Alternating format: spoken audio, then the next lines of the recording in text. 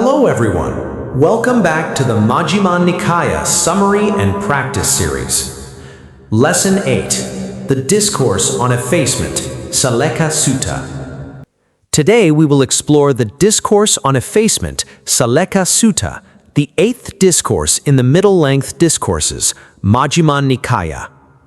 The Saleka Sutta is one of the Buddha's most practical teachings on genuine spiritual cultivation. Rather than emphasizing external religious practices, the Buddha explains the true practice consists of gradually wearing away the unwholesome qualities of the mind. The Pali word saleka literally means thinning out, wearing away, polishing, or gradually eradicating. It refers to the gradual removal of mental defilements that prevent us from experiencing true peace and wisdom. At the time of the Buddha, many ascetics believed that liberation could be attained through severe self-mortification. They practiced extreme fasting, slept very little, wore rough clothing, exposed themselves to harsh weather, and subjected their bodies to various forms of hardship. They believed that the more they suffered physically, the purer they became spiritually. The Buddha did not deny that simplicity and discipline have value. However, he clearly taught that physical austerities alone cannot free the mind from suffering.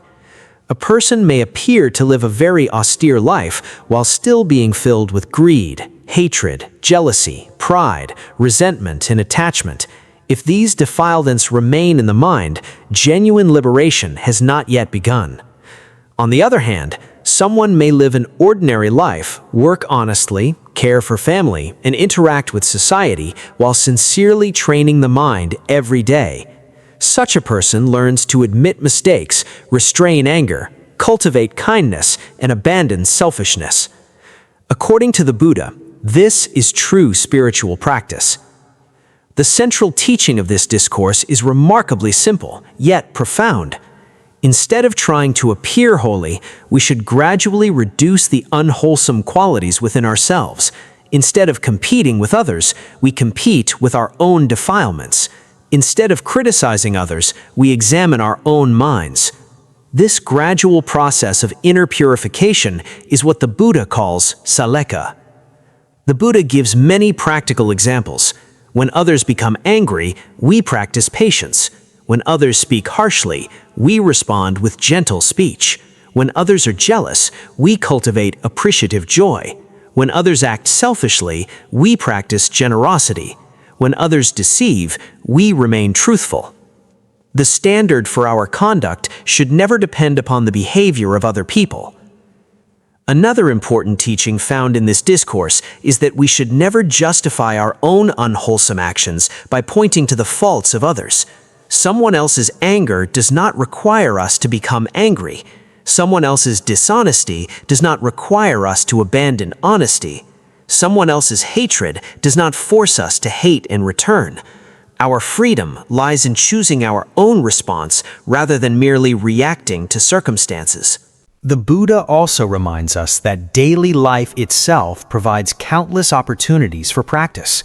Family relationships, work responsibilities, financial difficulties, criticism, misunderstandings, and conflicts all become opportunities to observe and transform the mind. We do not need to wait for perfect conditions before practicing. In fact, difficult situations often provide the best training. Anyone can remain calm when life is easy. The real test comes when we are criticized, misunderstood, disappointed, or treated unfairly. Remaining mindful and compassionate under such conditions is genuine spiritual cultivation. The Saleka Sutta also teaches that progress is gradual. Mental defilements are not eliminated overnight. Each time we reduce a little greed, a little anger, or a little delusion, the mind becomes lighter and clearer. Each moment of patience weakens anger. Each act of generosity weakens attachment. Each honest admission of our mistakes weakens pride. Little by little, wisdom and compassion naturally develop. This gradual transformation is the true meaning of effacement. The Buddha, therefore, shifts our attention away from outward appearances and directs us toward the condition of the heart. Spiritual practice is not measured by how we dress, where we live, or how difficult our lifestyle appears. It is measured by whether greed becomes smaller, anger becomes weaker, and wisdom becomes stronger. Even today, many people assume that spirituality is mainly about ceremonies, appearances, or religious identity. The Buddhist teaching points in a different direction. True transformation begins inside the mind.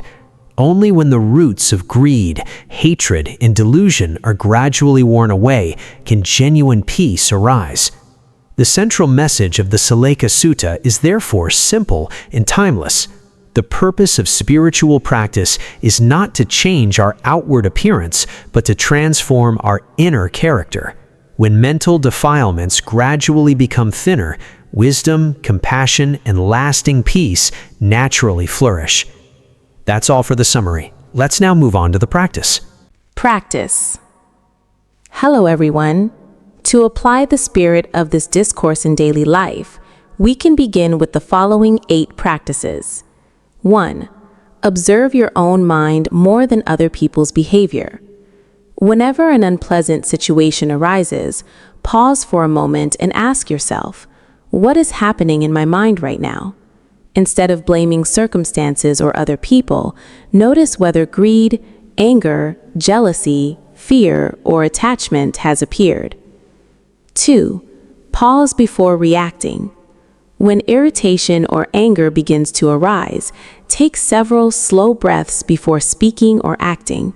Even a brief pause can prevent words and actions that you may later regret. 3. Practice the opposite of unwholesome states. When anger arises, cultivate patience. When jealousy appears, rejoice in another person's success. When selfishness appears, practice generosity. Every wholesome response gradually weakens an unwholesome habit. 4. Reduce one defilement each day. Do not expect immediate perfection. Simply aim to become a little less angry, a little less judgmental, or a little less attached than yesterday. Small improvements, repeated consistently, create lasting transformation. 5.